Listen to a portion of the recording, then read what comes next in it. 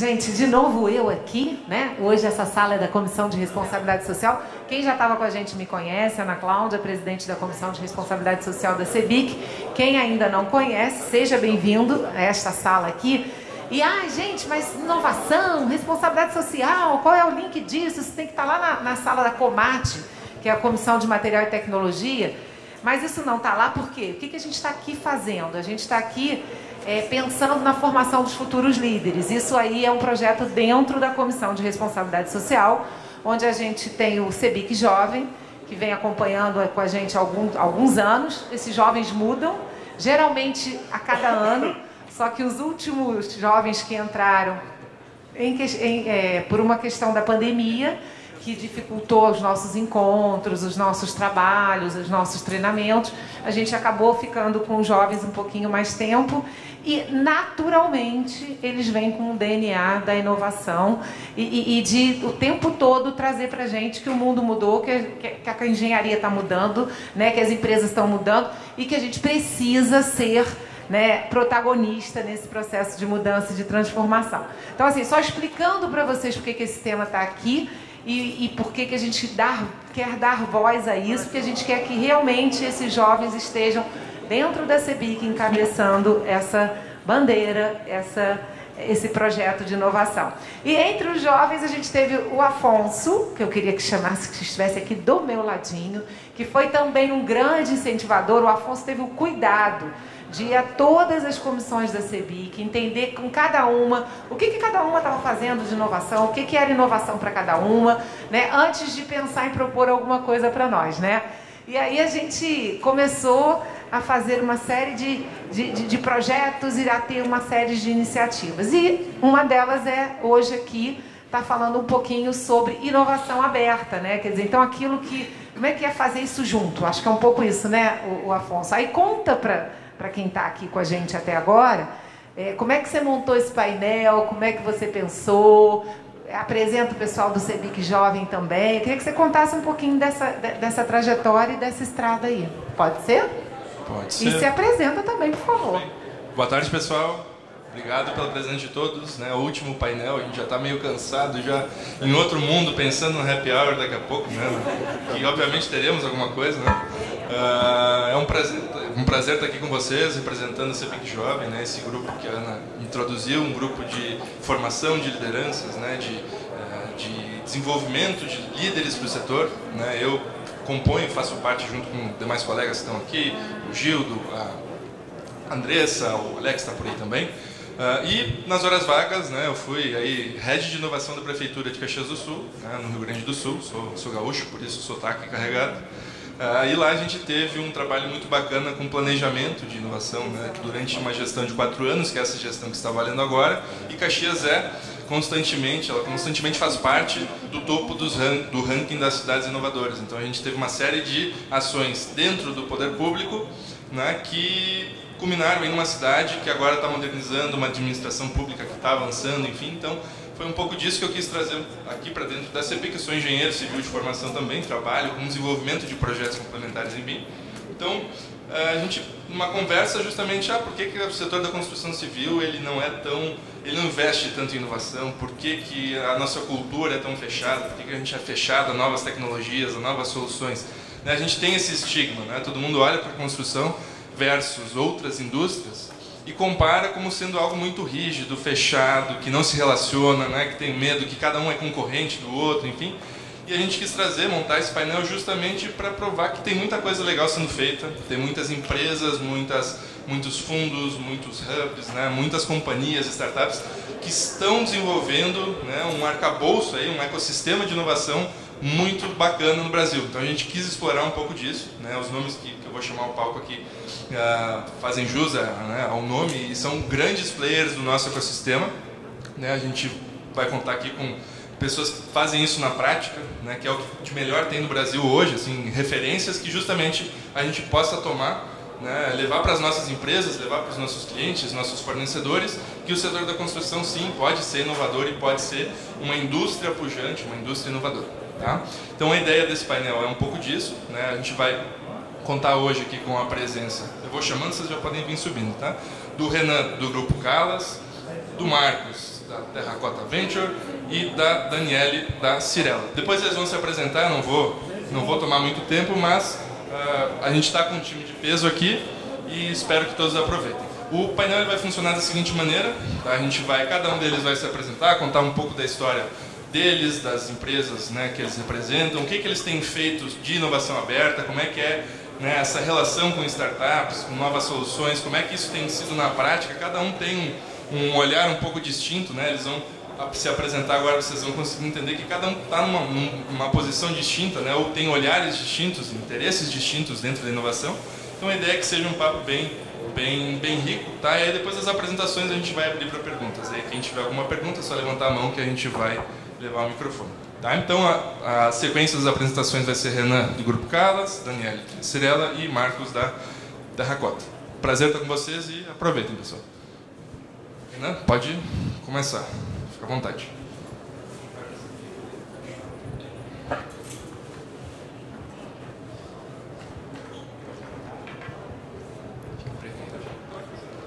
Não, prefiro em pé que eu acabo me mexendo mais. Boa noite, pessoal. Tá dando? Ah, agora sim. Hoje eu estou coordenando a área de inovação aqui no Grupo Calas e também sou professor da pós-graduação do Instituto Mauá de Tecnologia. Tá?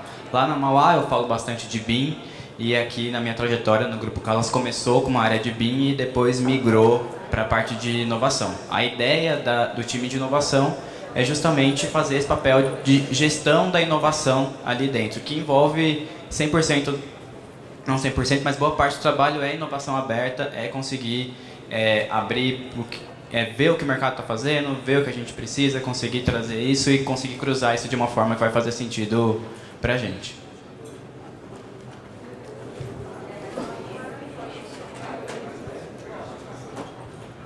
Já começou, né?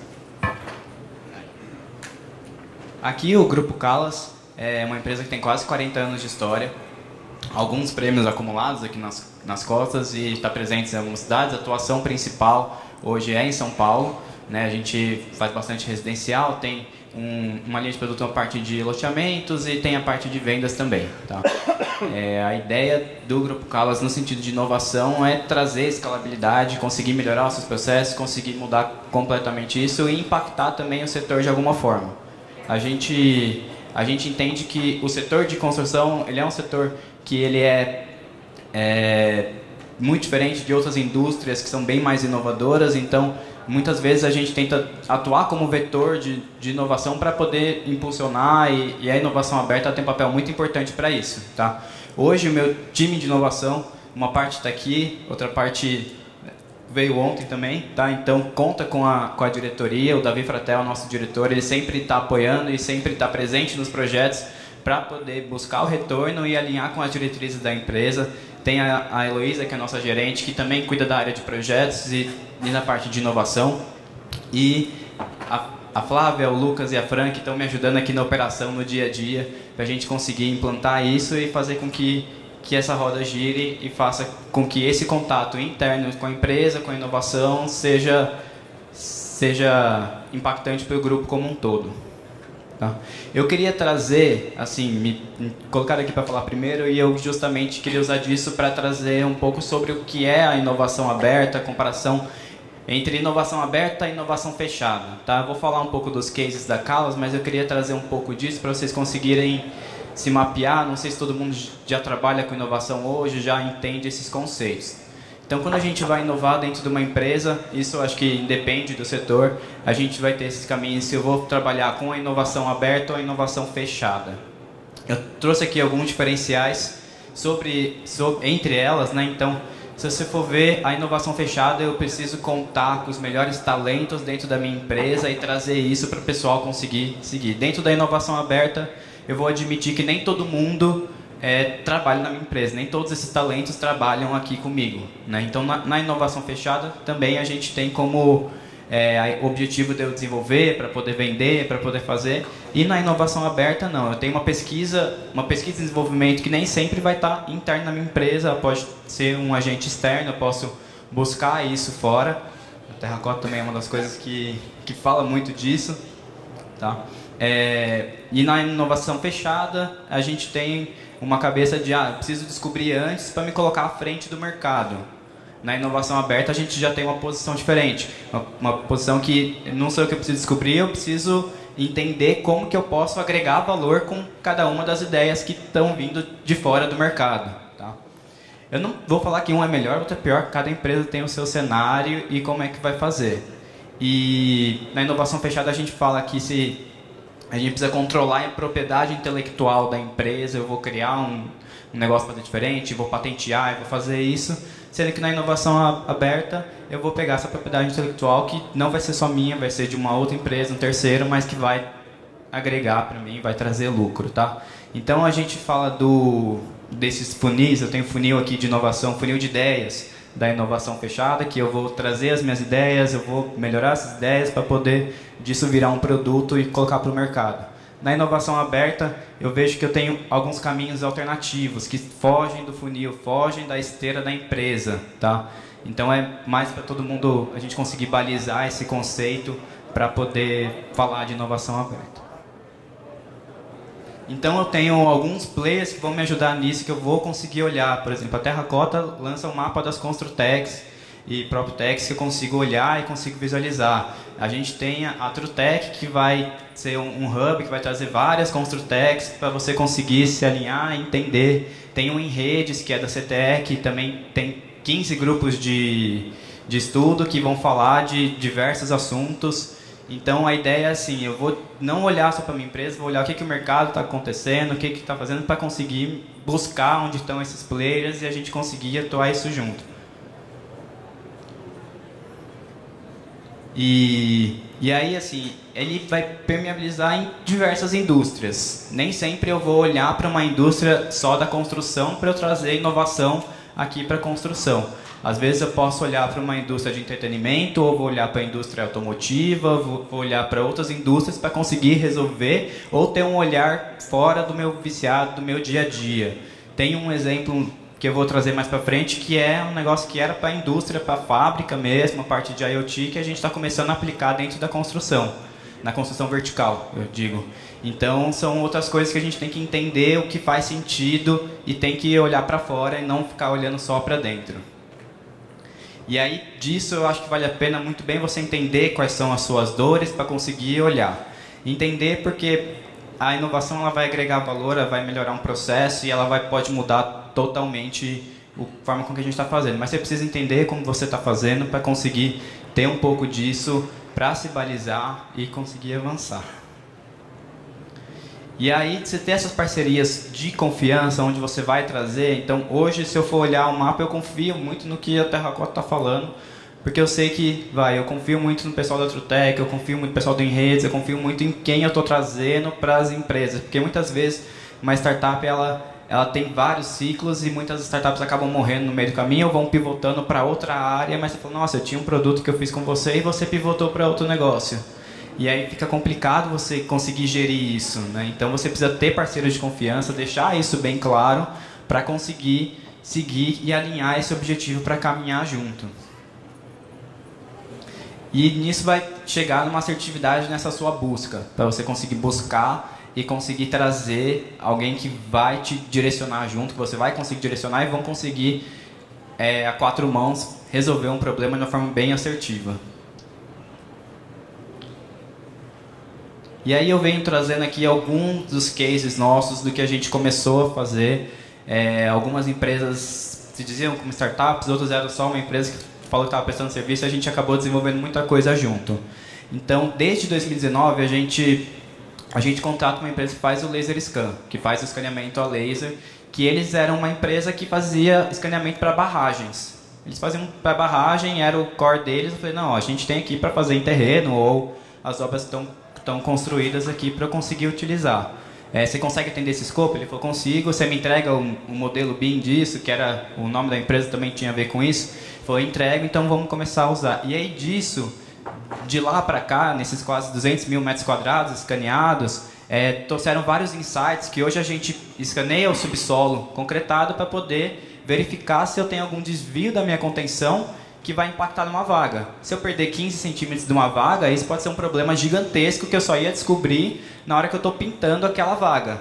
Então, eu fazer isso antes, eu antecipo essas dores e eu começo a fazer isso. Então, eu trouxe a empresa que fazia parte de barragem para poder me ajudar com isso. E hoje a gente aplica em tudo, tem um contrato guarda-chuva com eles e tem cada vez mais melhorando esse processo. Outros pontos que aconteceram, que a gente nem imaginava que podia usar, tinha um empreendimento nosso aqui no Campo Belo, que ele tinha uma árvore que o levantamento topográfico normal, ele mostra aqui, a árvore está aqui. Quando você chega lá na obra, tem 14 metros de copa de árvore.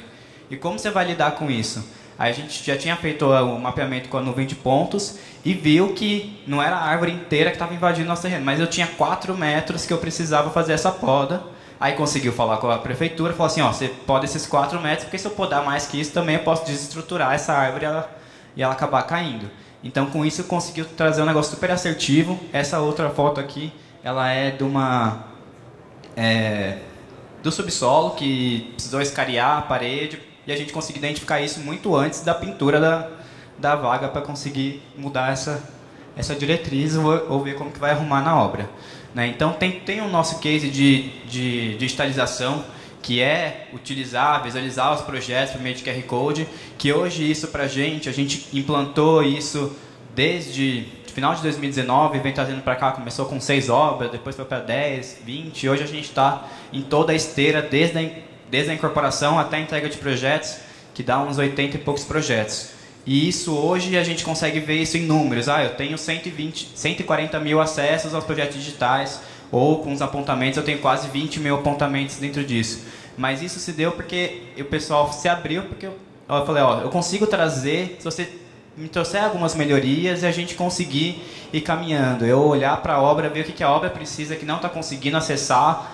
Muita coisa é cultura, que precisava ir lá na obra e instalar o aplicativo no celular do mestre mesmo. Eu instalei muito aplicativo no celular do mestre para conseguir incentivar isso, mas isso para a gente hoje traz uma visão muito diferente, uma visão muito estratégica. De lá a gente pegou todos esses dados, joga no Power BI e eu consigo analisar como que o comportamento das minhas obras tem sido a partir desses dados.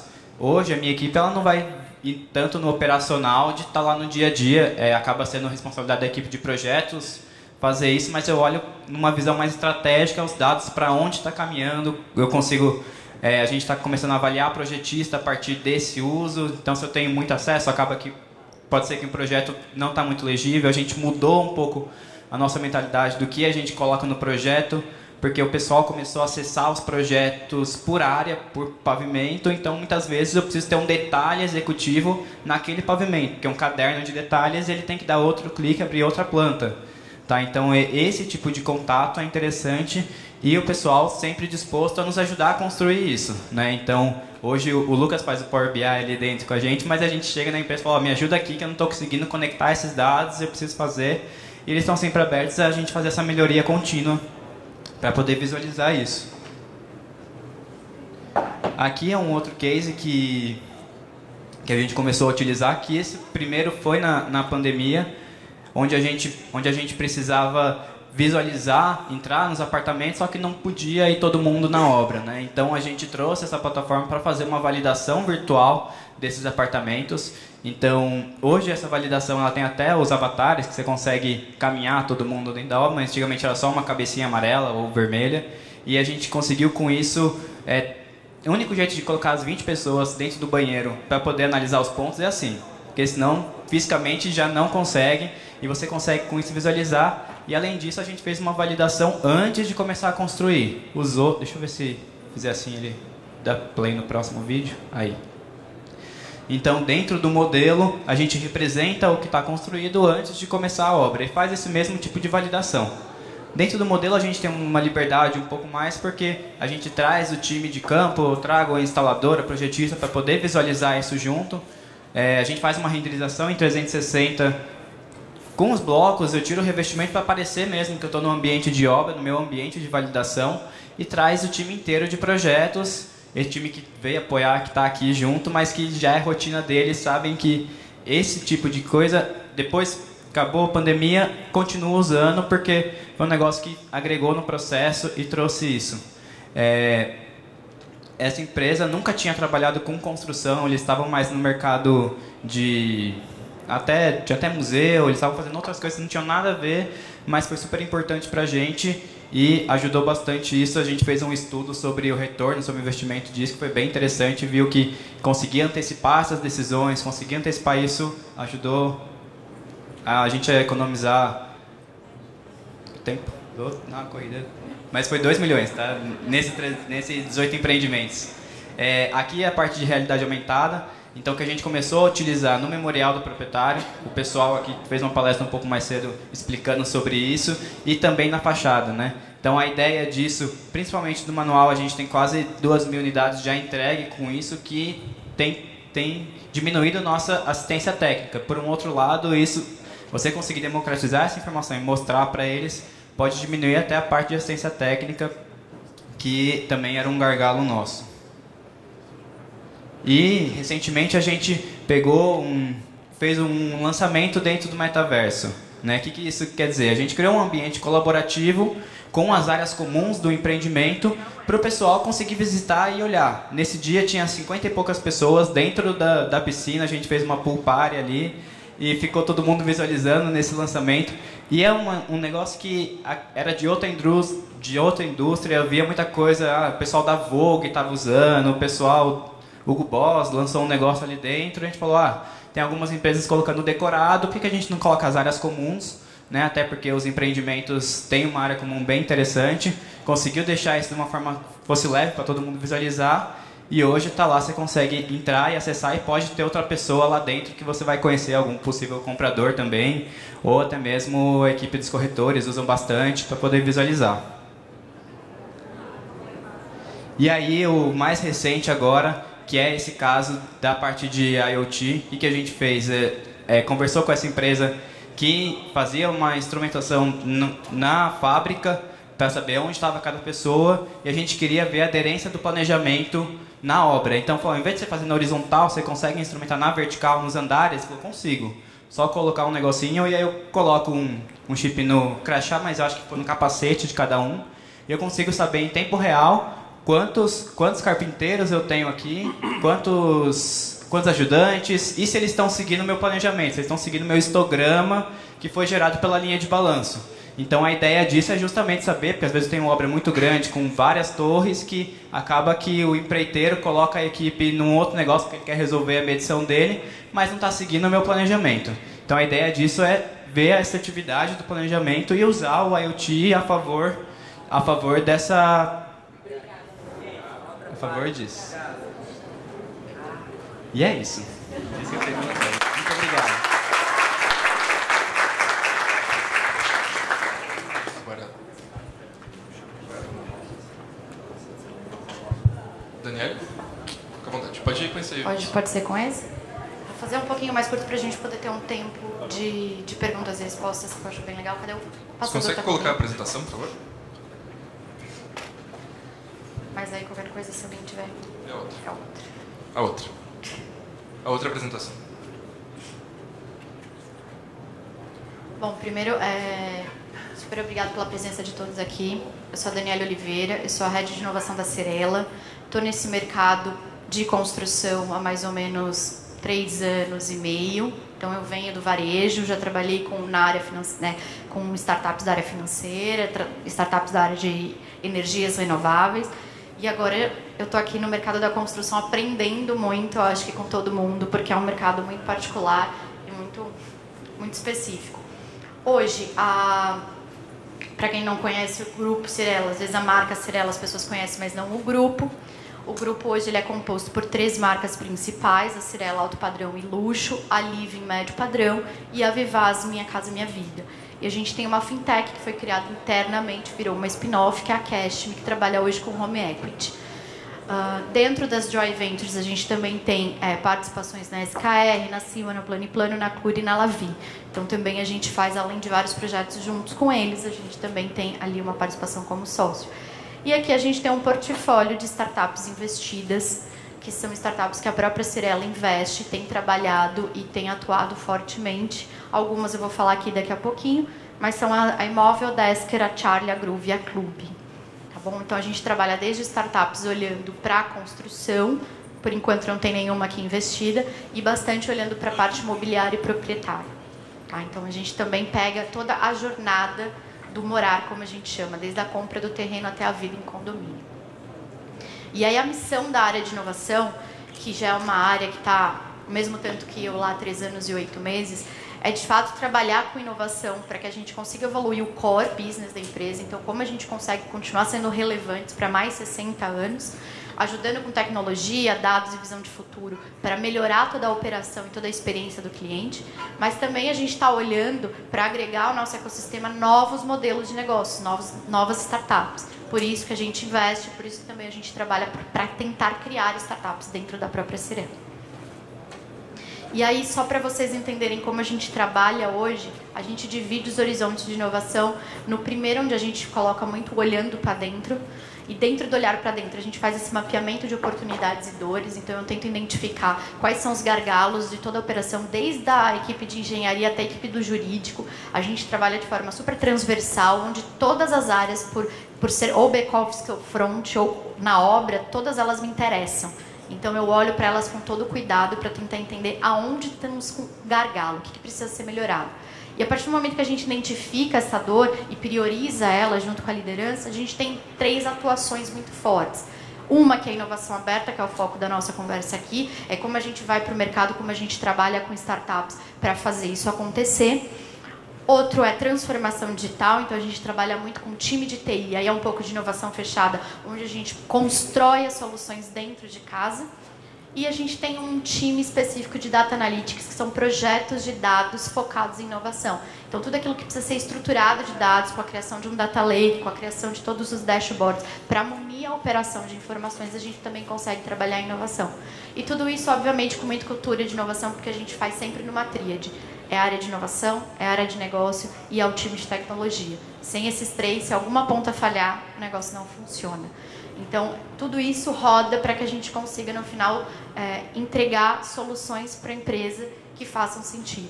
Só o ano passado, a gente trabalhou mais ou menos com 45 projetos divididos nessas 3 frentes. Tá? Então, só de startups foram pelo menos umas 30. O funil é grande porque, no final, você faz muita coisa não dá certo no meio do caminho, muitas coisas você aprende para algumas outras coisas darem certo. Então, se você faz pouco, capaz de no final você não ter muitas coisas na mão para poder gerar valor real. E aí também é uma vertente de inovação aberta, a gente faz muito olhando para fora, que é mapeando as tendências, olhando muito principalmente Terracota e todos os players que estão falando muito do que está acontecendo no Brasil e mundo, quem está sendo investido, quais startups estão surgindo, quais as novas tecnologias estão acontecendo. Dentro dessas tendências a gente desenvolve as nossas teses de atuação, o que a gente acredita que vai acontecer daqui a 5, 10 anos, e aí a gente investe em startups que estão querendo chegar lá. Startups que estão apostando nesses caminhos, a gente entra como uma sociedade minoritária e a gente ajuda essa startup a se desenvolver no mercado, não só em parceria conosco, mas também conectando com o restante do mercado que nós temos conexão. Ou a gente também parte para criar startups dentro de casa, que é uma vertente bastante complexa, bem difícil e, de novo, se projetos já é difícil vingar, criar startups então é um negócio surreal. Mas a gente tem trabalhado muito com isso e a gente se relaciona com o ecossistema de startups de uma forma muito ampla. Então, todos os hubs, eventos, pessoas, outras empresas, enfim, a gente está sempre aberto para trocar.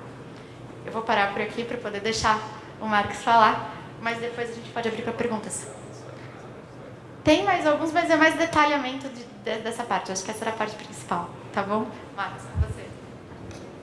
Gente boa é assim, né? Entrega o recado em pouco tempo, né? Ela me deixou com uma responsabilidade aqui. Enquanto coloca a apresentação, deixa eu fazer uma enquete rápida aqui. Quem aqui trabalha numa empresa do setor, construtora, incorporadora, imobiliária? Levanta a mão, por favor. Beleza. Deixa a mão bem alta para mim, por favor. Deixa a mão de... Isso, obrigado. Deixa a mão de pé. Quem entende que inovação está entre os 5 assuntos mais importantes da sua empresa hoje? Deixa a mão de pé, por favor. Ninguém baixou, ninguém tem nem coragem de baixar. Beleza. Quem é dono, presidente ou diretor de empresa do setor? Mantenha a mão de pé, por favor. Ok. Beleza. Legal. Agora deixa eu fazer uma outra pergunta. Quem aqui acha que... Quem aqui gosta da área financeira? Gosta mesmo? Temos um problema, né? Por que a gente tem um problema? Quando a gente está falando de inovação, especialmente inovação muito transformadora, inovação é uma atividade de risco e ela queima a caixa. Tudo que o Renan falou, tudo que a Dani falou, isso queima a caixa. Queima a caixa e pior ainda, né? Para o pessoal do financeiro, aterrorizante, porque queima a caixa e às vezes queima a caixa com coisa que não funciona, né? Muitas vezes a gente esquece que a atividade de inovação é uma atividade de capital. Esse é um ponto curioso. E aí, eu fiquei até surpreso, parabéns aqui aos executivos que estão aqui, porque muitas vezes essa questão do desconhecimento da relação entre o capital e a inovação está na semente em que muitas empresas não conseguem avançar na ação de inovação. Por ele não ser visto como uma coisa de capital, ele acaba ficando restrito a coisas muito pontuais, muito pequenas, muito incipientes, muito relacionadas à melhoria do dia a dia. Chama-se de inovação, mas é mais um software, mais uma coisinha e que não avança. Tá? Tem uma coisa bastante curiosa, isso aqui eu gosto de mostrar para empresários do setor, né? Que a classe de ativos de venture capital, de investimento em startups, de investimento em inovação e tecnologia e de real estate parecem coisa muito diferente, mas quando a gente olha como capital são muito semelhantes. Primeira coisa, né, embora a gente tenha uma certa diferença de liquidez, quando a gente olha o retorno de investimento ao longo de 20 anos, a gente percebe que a classe de ativos imobiliários e de private equity, que é onde está o classificado, o investimento em venture capital, elas são as duas classes que melhor performaram num ciclo de 20 anos, embora tudo passe por bagunça, por problema de reset do mercado imobiliário, por crise de venture capital, mas são as classes de longo prazo que dão melhor retorno, inclusive melhor retorno para o capital aberto, né? E por quê? Porque os dois envolvem o seguinte: primeiro, são ativos de baixa liquidez. O que é ativo de baixa liquidez? É ativo que demora muito para eu entrar e sair. Não é bolsa que eu entro, saio, vendo, compro participação, devolvo participação.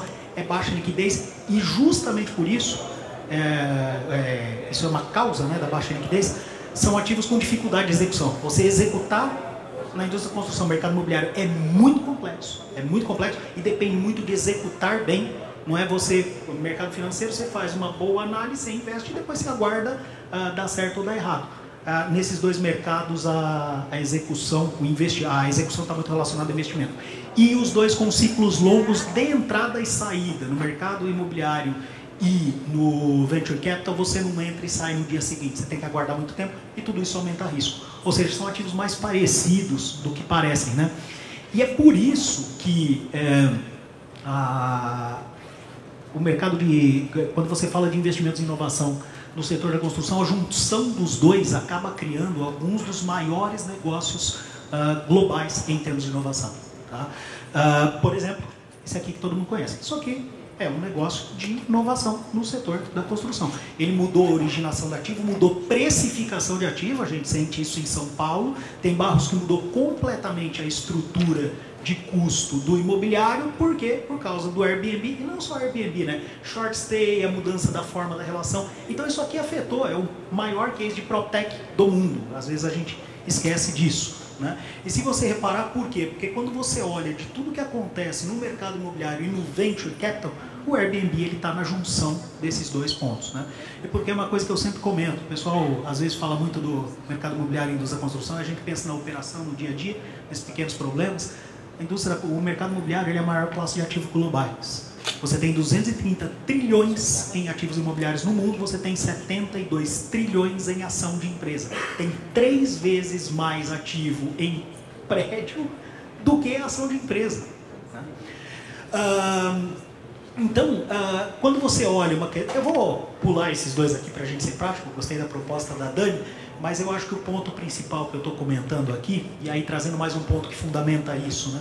Quando você olha o ciclo de investimentos em ativos relacionados à PropTech, você tem, claro, o caso do Airbnb, que foi uma empresa que, num Série A, ela fez um valuation de 48 de dólar e fez o IPO em 2020 por 47 de dólar. Parece um baita de um case, mas mesmo cases mais rápidos, quando você olha a Guest ou a Luxury Retreats, são ativos de alto retorno. Então, aí a gente percebe de novo, o que traz esse tipo de retorno também, em alguns casos? Mercado imobiliário. Então, a minha provocação aqui é de que vocês que trabalham com inovação, aprendam, número 1, a gostar da área financeira, e segundo, a trazer essa provocação para dentro de casa como uma atividade de capital. Porque eu vejo muita gente questionando, muita gente de inovação dentro das empresas falando, aqui a gente não tem apoio, aqui a gente não tem dinheiro. Só que para você tirar dinheiro, você tem que devolver dinheiro. É o básico do jogo. Se você está falando de uma evolução, de uma inovação, precisamos fazer um projeto, precisamos criar algo diferente, mas se você não consegue falar essa linguagem, você não vai conseguir trazer esse ponto. Eu trabalho com capital o dia inteiro e isso para a gente acaba sendo o dia a dia. E fica aí então uma provocação de começa a olhar para a inovação como capital, tentando complementar o que meus colegas falaram. É esse recado que eu gostaria de deixar para a gente ir para o bate-papo aí.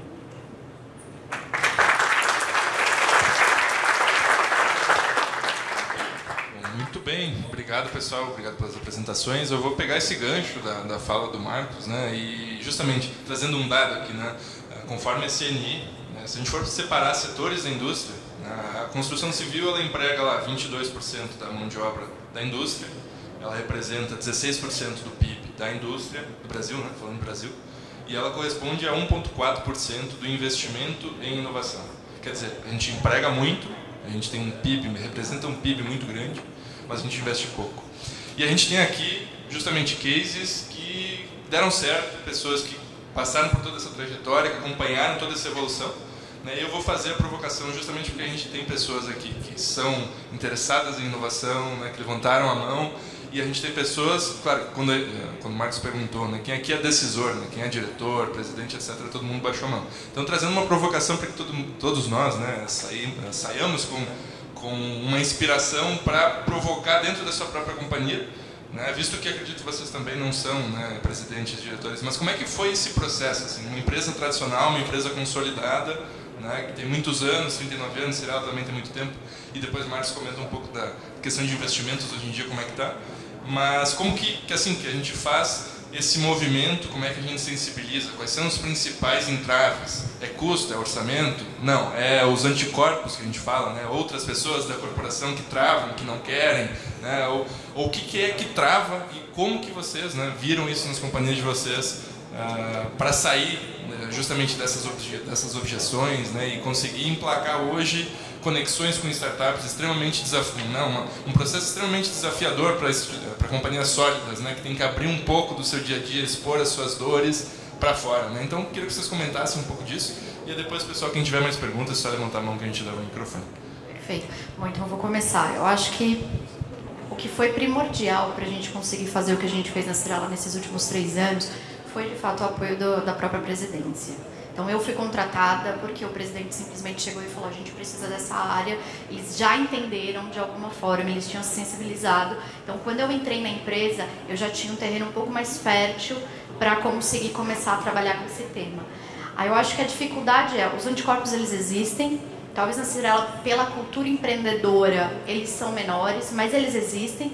E eu sempre falo que o melhor caminho é nunca bater de frente, é ir em direção à água.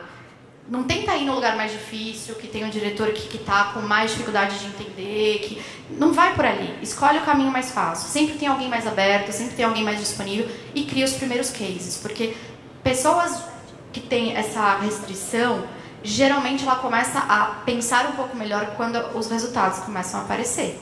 Só que para ter resultados, você precisa de pessoas que invistam e arrisquem no primeiro momento. Então, vá buscar o apoio de quem está te dando mais apoio, vai entrar nas áreas que vão te dar mais acesso e vai construir um case. Você precisa ter um case que funciona, você não precisa de 20. A partir do momento que você conseguir mostrar que você gerou uma economia na operação relevante, que você gerou uma fonte de receita, que você tem potencial de gerar uma fonte de receita que antes não existia, que você está vislumbrando um investimento que vai poder te dar acesso ao mercado que hoje você não acessa, e as coisas começarem a funcionar, o resto da empresa começa a caminhar melhor. Mas, de novo, gente, é um trabalho de engajamento. Isso não acontece da noite para o dia, e por mais que a gente está há 3 anos fazendo esse trabalho, ainda tem muita coisa para fazer. Então, toda hora na empresa está entrando gente nova, toda hora tem pessoas se locomovendo das posições e você tem que estar o tempo todo mostrando os resultados reais, práticos e pragmáticos que a inovação ela pode adotar. Então, eu acho que na Cyrela o meu papel sempre foi esse, de forma extremamente pragmática, mostrar os resultados. É legal ter evento, é legal fazer workshop, é legal participar, é sempre muito legal, mas se a gente não conseguir mostrar resultados palpáveis no final do dia, nada acontece. Eu concordo plenamente que comigo a trajetória foi um pouco parecida, só que eu fui contratado não para inovação, mas sim para implantar BIM, porque na teoria, naquela época, o diretor olhou e falou que BIM ia resolver esses problemas e ia trazer esses resultados. E não trouxe, aquele negócio, não, sozinho ele não resolve esses problemas e não traz esses resultados. E aí com isso a área de BIM foi migrando para uma área de inovação. E aí, quando a gente já tinha começado a trazer aquele case que eu falei do laser scan, que veio quando eu falei, ó, em vez de você deixou de gastar com isso, deixou de gastar com pintar as vagas, deixou de gastar com o chamado de da vaga não cabe, meu carro não cabe, ele começou a abrir mais e aí começaram a vir startups, veio aqui o ConstruCode, que veio até prestigiar aqui na palestra. E dali para frente foi cada vez abrindo mais mercado para isso, né? Então, apesar da relação que a gente tem muito próximo com a diretoria, não tem um sobrenome da empresa familiar, não tem nada. O que a gente faz é agregar valor e olhar para as coisas como a gente pode agregar mais valor com isso. É interessante esse dado que você traz. Acho que a primeira coisa que a gente tem que olhar para a estrutura do setor. Quando você olha para esses dados públicos, eles são muito bons de mapear P&D, mapear área de P&D, né? Então, você tem alguns reportes lá e aí se chega naquelas médias, que 5% da indústria é investido em inovação. Só que a inovação hoje ela tem algumas características um pouco diferentes. Quando a gente fala, por exemplo, a Terracota hoje tem 43 investidores, né?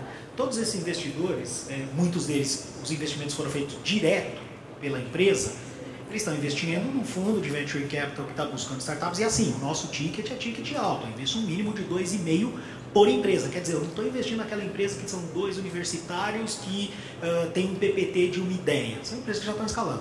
Então, só por aí você já chega numa conta que possivelmente está fora disso, tá? E aí eu acho que vale a gente contestar um pouco essa questão que a gente tem o hábito de falar que a indústria da construção não inova. Eu acho que isso, a gente poderia dizer que era uma realidade muito forte em 2016. A gente é o setor mais inovador? Está longe disso.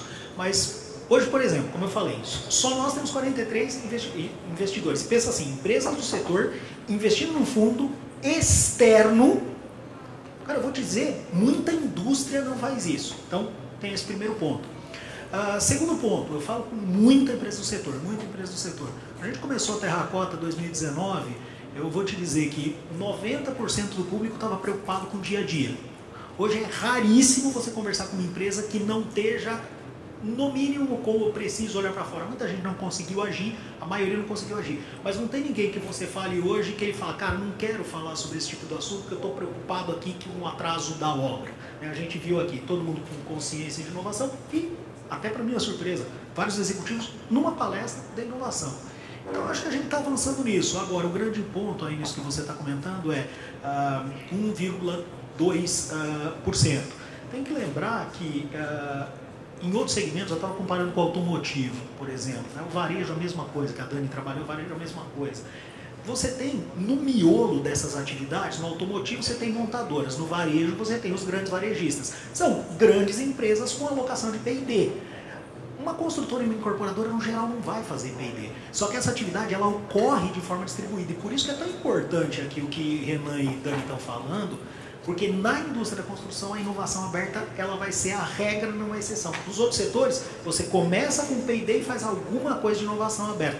Na indústria da construção, é inovação aberta. E talvez por isso, chegando no final da tua pergunta, talvez por isso seja tão difícil identificar o quanto realmente está se botando de dinheiro em inovação no setor. Talvez aí um desafio para a CEBIC de fazer uma mensuração mais forte sobre isso. Perfeito. Pessoal, a gente vai abrir então para perguntas. Quem tiver...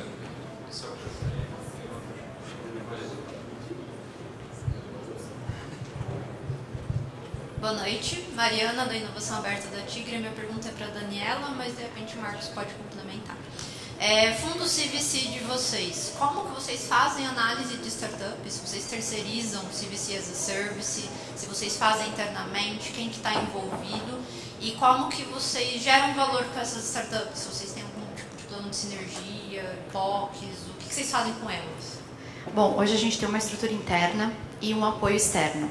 Eu tenho hoje um apoio externo de hunting de startups que nos ajuda a trazer o deal flow, como a gente chama. Eu preciso ver, por exemplo, até o momento a gente já viu, sei lá, mais 600 startups e investimos em uma. 600 para uma foi o que aconteceu desde que a gente começou. Então tem um time dedicado para isso, tá? Que faz toda a parte que as startups chegam, a gente começa a avaliar e aí é um funil gigante. Se tiver um mínimo interesse, se estiver conectado com algumas das nossas teses, se estiver conectado com o nosso portfólio, a gente aprofunda. Se o modelo de negócio fizer sentido, se aí começa a procurar os financeiros, a empresa para de pé, tem potencial, aí a gente escala para o comitê de inovação. Apresenta, numa primeira apresentação, olha, essa é uma oportunidade de negócio, a gente está olhando, estão pedindo tanto por tanto de equity, faz sentido? Se a gente tiver um sinal verde de faz sentido, a gente faz uma análise aprofundada. E aí eu trago todos os financeiros, aí a gente tem que distinguir mercado, concorrente, tudo. Isso a gente faz. Uma parte interna, uma parte com consultores do mercado. Eu não uso hoje uma empresa de CVC as a Service full. A gente mescla alguns serviços ali. E aí, com essa avaliação super aprofundada, eu entro para o comitê de investimentos e faço a apresentação do case. E aí todos os diretores mais a presidência, eles votam. E aí voto tem que ser unânime. Se todo mundo quiser, vai. Se não, eles começam a negociar.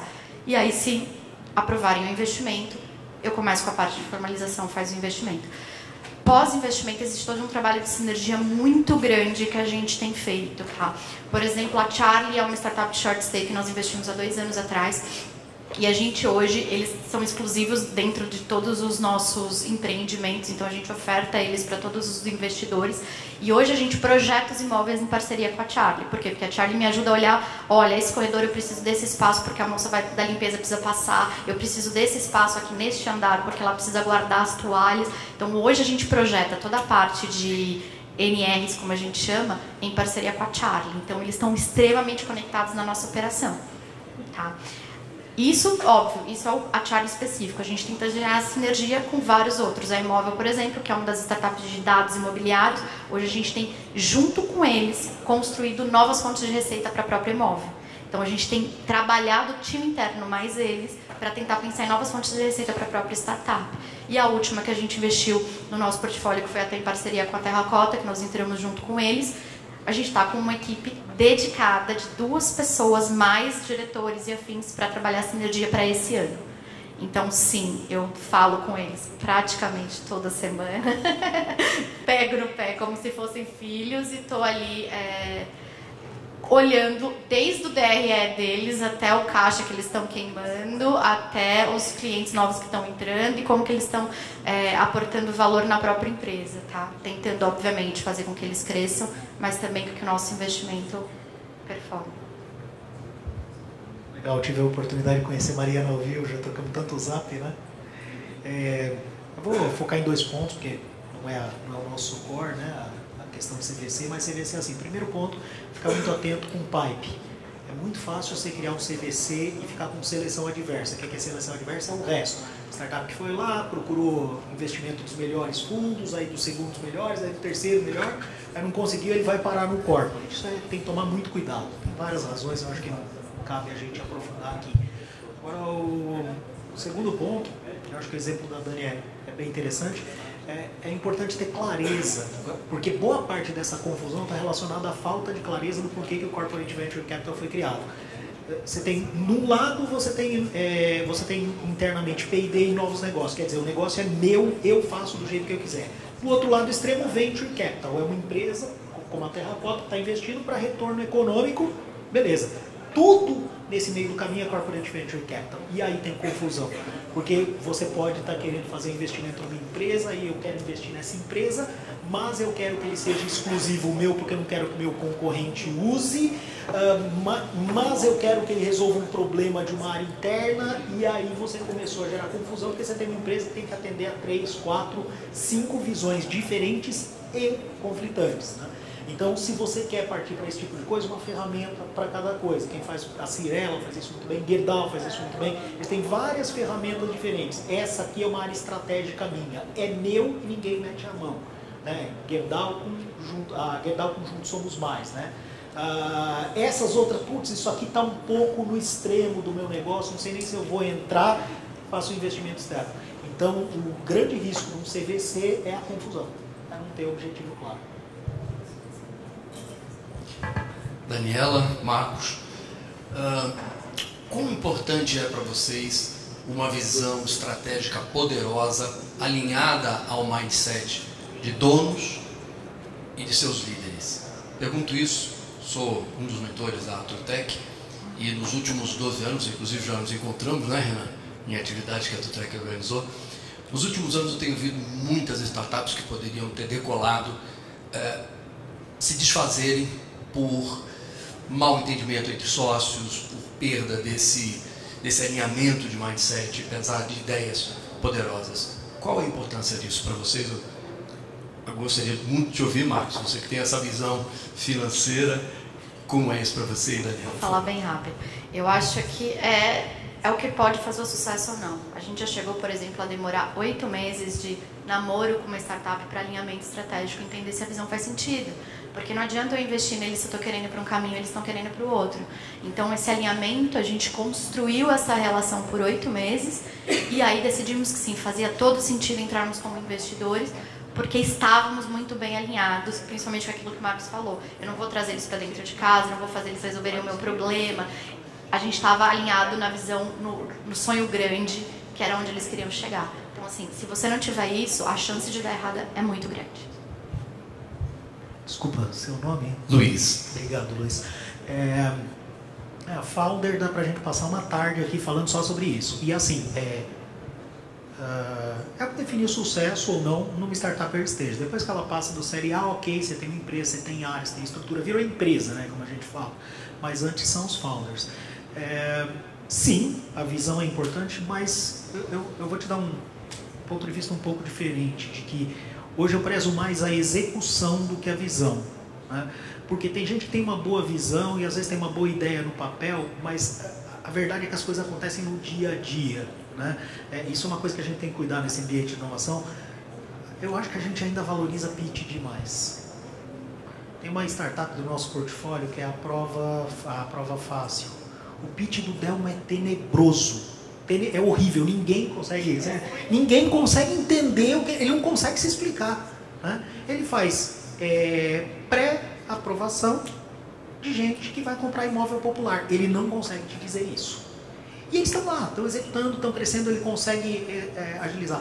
Então, hoje, um papel que eu olho muito entre os founders, tem alguém que é o pragmático, que consegue falar, gente, o que não vai fazer? Porque empreendedor gosta de sonhar, ter visão, como você comentou. Só que o risco da visão é que ele fazer tanta coisa e não saber fazer, não saber o que ele vai focar agora. E não focar é queimar a caixa. E queimar a caixa é gastar capital. Então, execução é um ponto fundamental. E aí, trazendo um outro elemento, a gente olha muito complementariedade entre os founders. Técnica, né? Por exemplo, tem um no-go da Terra 4, é o seguinte, é muito difícil receber um go da Terra 4 de investimento se não tiver pelo menos um fundador com experiência no mercado imobiliário. E eu já peguei times espetaculares, gente muito boa, com formação no exterior, com histórico no mercado financeiro, que o cara não entende a vida do corretor, por exemplo. E aí você vê, são caras muito bons, mas que vão errar numa coisa tão básica, e novamente, errar é gastar caixa, né? E complementaridade psicológica também. A gente faz teste psicológico com os nossos empreendedores, porque a gente gosta de ver, tem que ter o cara mais comercial, tem que ter o cara mais pragmático para plano dentro de casa, tem que ter aquele cara que gosta de tecnologia, e essa tríade é fundamental. Desculpe não ter me apresentado, Luiz Trivelato.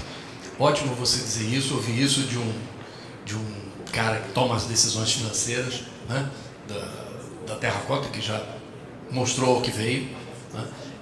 E tenho vivenciado muito isso, porque cada vez mais são solicitados assessments da gente, da Trivelato Empreendedorismo.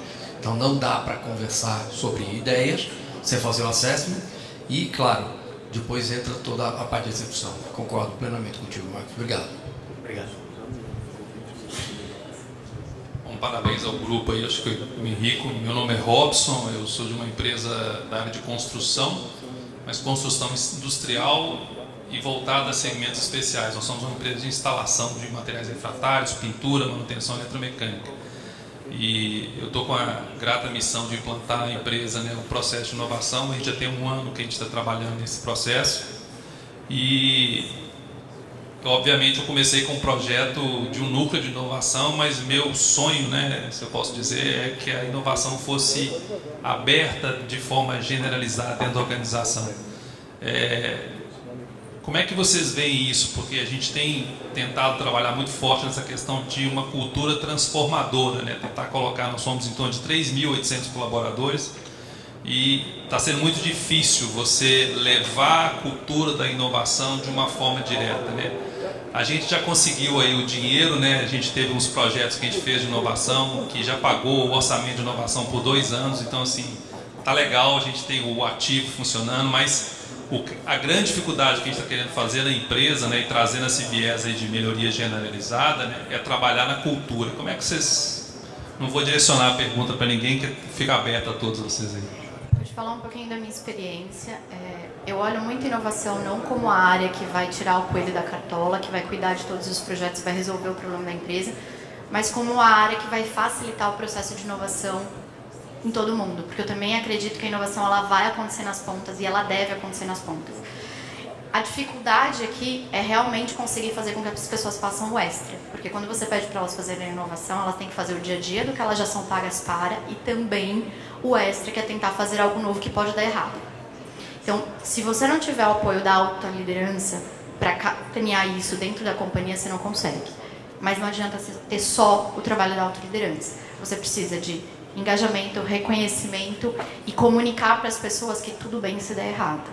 É óbvio que a gente não está aqui para gastar dinheiro, mas se alguém fizer algum projeto e por algum motivo esse projeto não for para frente e essa pessoa se sentir intimidada por isso, o próximo que está do lado não faz.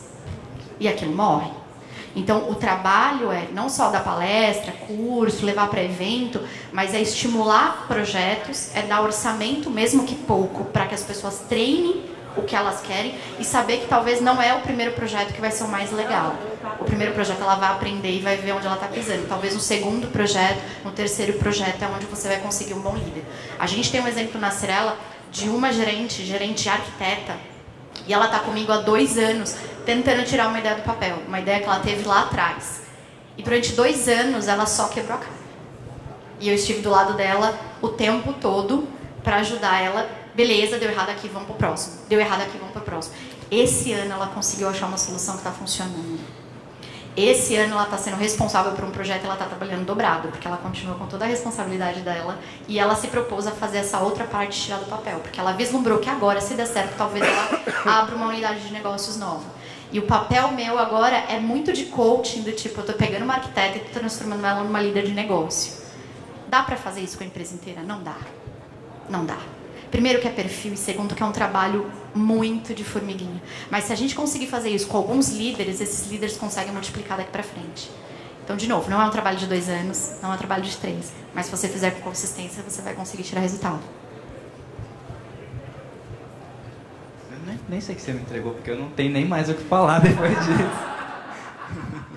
Eu acho que tem um ponto interessante que, para mim, eu acho que vale, assim, até para todo mundo que está começando uma área de inovação ou quer olhar para isso, é que a inovação ela é um processo, existe norma de gestão de inovação que vale a pena olhar e que vale a pena, pelo menos, assim, se eu vou partir do zero, vou olhar o que já tem sido feito e vou olhar essa norma, vou olhar como é que o pessoal olha. Quando eu olho para a inovação, eu vou olhar para tudo, eu vou olhar para a diversidade, vou olhar para tudo que tá dentro disso.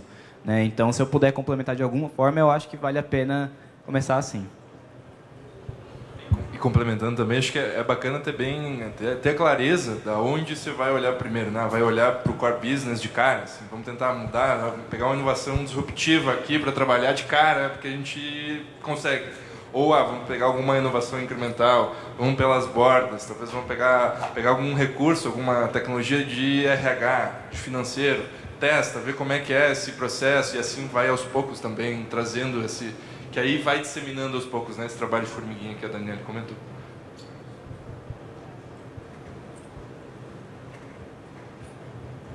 Você é o dono da empresa, né? Diretor. Começa pelo negócio, não começa pela cultura. Curva de inovação tem aquela clássica, né, de early adopters, de 15% de early adopters, 35% de followers. Boa parte da empresa que não vai inovar e está tudo bem. Tem gente que tem que tocar a obra, tem gente que tem que tocar o financeiro, é parte do game. Começa pela estratégia do negócio. O que é o negócio que vai criar em função disso, aí você olha. Porque cultura dá trabalho. Cultura dá muito trabalho. E se você quiser mudar a cultura para inovar, você não vai inovar, porque começa pelo negócio.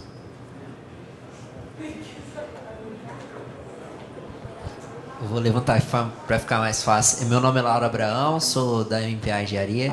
E a pergunta que eu quero fazer é... A gente está começando nesse setor, né, conhecendo mais, mas eu queria saber como que é trazer o BIM nesse contexto, como é que foi essa experiência de implementação, como é que foi essa experiência do BIM num geral, assim, para a empresa, para consultoras, enfim, incorporadoras. Para mim foi uma jornada bem interessante, porque primeiro achou que eu vou trazer BIM, eu vou resolver todos os problemas do mundo, e não vai resolver. Então, você fazer isso, você muda um pouco do processo de tudo, da forma com que eu vou começar a fazer o projeto, como eu vou pensar o projeto. Então, o primeiro passo que eu falo é você conseguir não matar essa tecnologia por conta de outros problemas, até mesmo de cultura, né? Então, por exemplo, aquele negócio de eu vou resolver na obra e tudo, você conseguir colocar isso no modelo, mas não, vou analisar, o que eu vou fazer? Eu vou analisar um terreno, vou modelar esse terreno e fazer um corte a aterro. Ver o quanto você agrega valor com isso, e com isso implantado, você pega o próximo passo e vai agregando valor com tudo que você vai trazendo de implantação de BIM ou de pagar mais caro por um projeto porque ele está em BIM, mas você tem que saber medir isso e conseguir mostrar esse valor. Só mais bem rapidinho. Mas como que foi essa situação, assim? Porque quando a gente fala de BIM, as pessoas pensam, é um software, né? E muito pelo contrário, né? Mais pessoas e processos do que necessariamente um software. Como que foi isso para inovar, tipo assim, com as pessoas, né? Como é que foi esse processo com pessoas de tecnologia, enfim? Primeiro eu tive que alinhar muito bem os objetivos com que a empresa queria para implantar de BIM, para eu saber quais os usos eu ia implantar e focar nisso na minha contratação de projeto, deixando claro, eu vou usar para isso, isso e isso, eu preciso que isso você me entregue.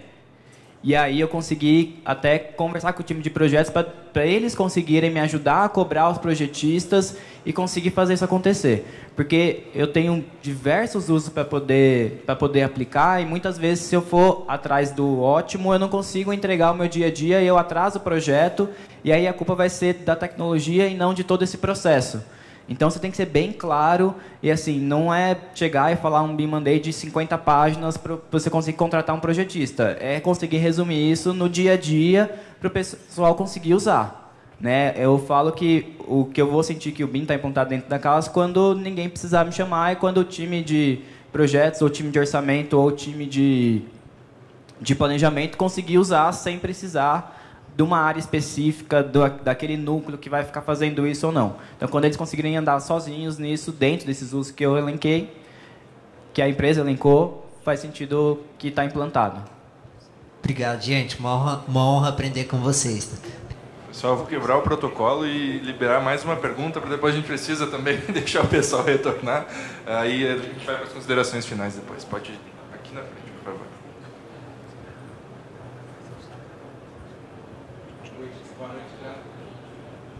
Boa noite.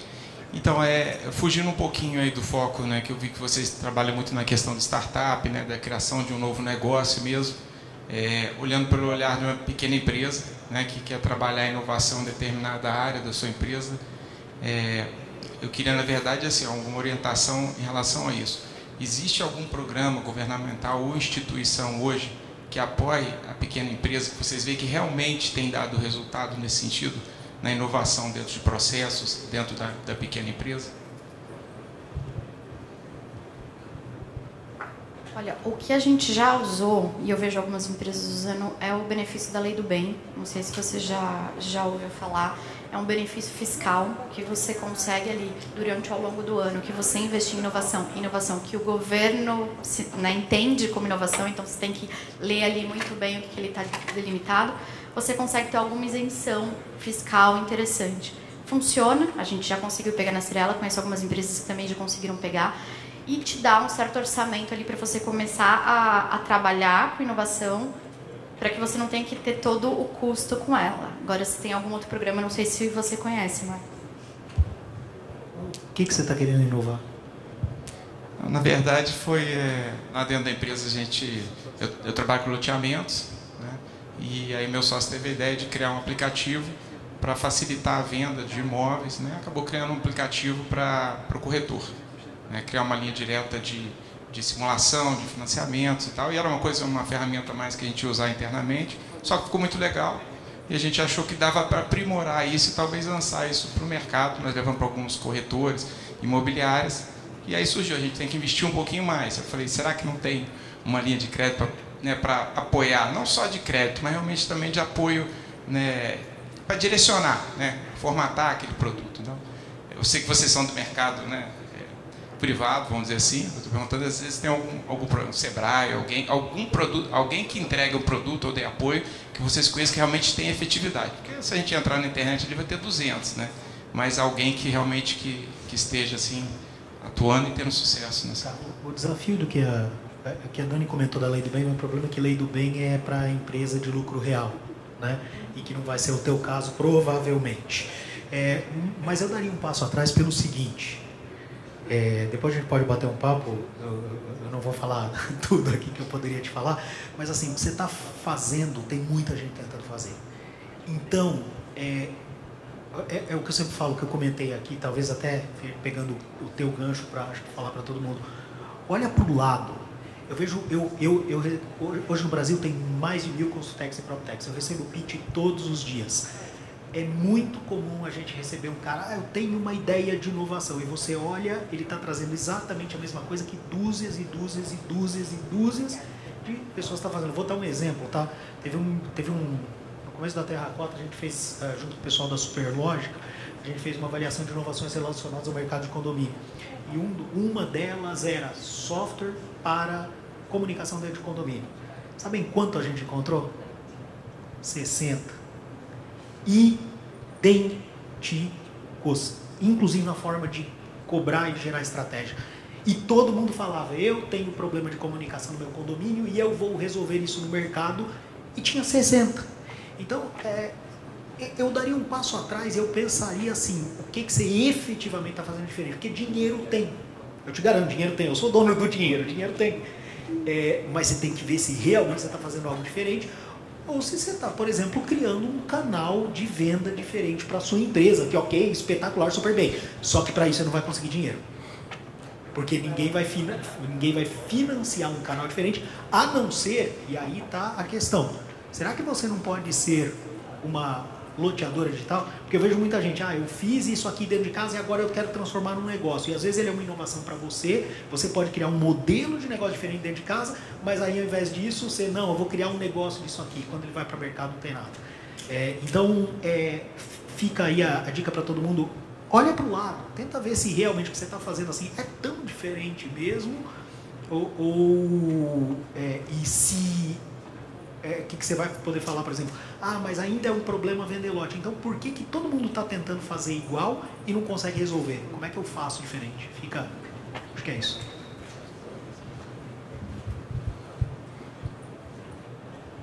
Acho que agora a gente vai então só para fazer um fechamento, né, as considerações finais de cada um, né, agradecer a presença, Renan, Daniele, Marcos, foi uma correria, né, para a gente estar aqui, literalmente, né, Daniele, a gente chegou no último instante, mas é gratificante ver todos vocês até às 7, né, e pouco aqui conosco, nesse primeiro dia de ANIC, né, então é um prazer estar aqui com vocês. Então, agora, deixo o microfone à vontade para vocês darem as últimas palavras, quem desejar, estamos aí. Bom, gente, eu só tenho a agradecer o convite do pessoal do ENIC, a presença de todo mundo e realmente falar, aproveitem a feira que tem um monte de negócio pra gente fazer, um monte de coisa pra gente sair da caixinha, abrir a cabeça e ter um olhar diferente para isso. Tá? Então, muitas vezes a gente está olhando uma coisa e ver como a gente pode pensar num negócio diferente para poder trazer e conseguir aproveitar ao máximo. Não, obrigado a todo mundo pela participação e pelas perguntas, foi bem rico, acho que deu para fazer uma troca legal aqui. Fico aberta no LinkedIn, quem quiser me achar e fazer alguma pergunta, enfim, a gente de alguma forma sempre tenta se conectar com o restante do mercado, que seja para fazer um benchmark, que seja para entender o que as outras pessoas estão fazendo e ver se a gente quer participar também. Mas obrigado pela participação de todos. Estuda modelo financeiro de investimento e olha para o lado. É isso.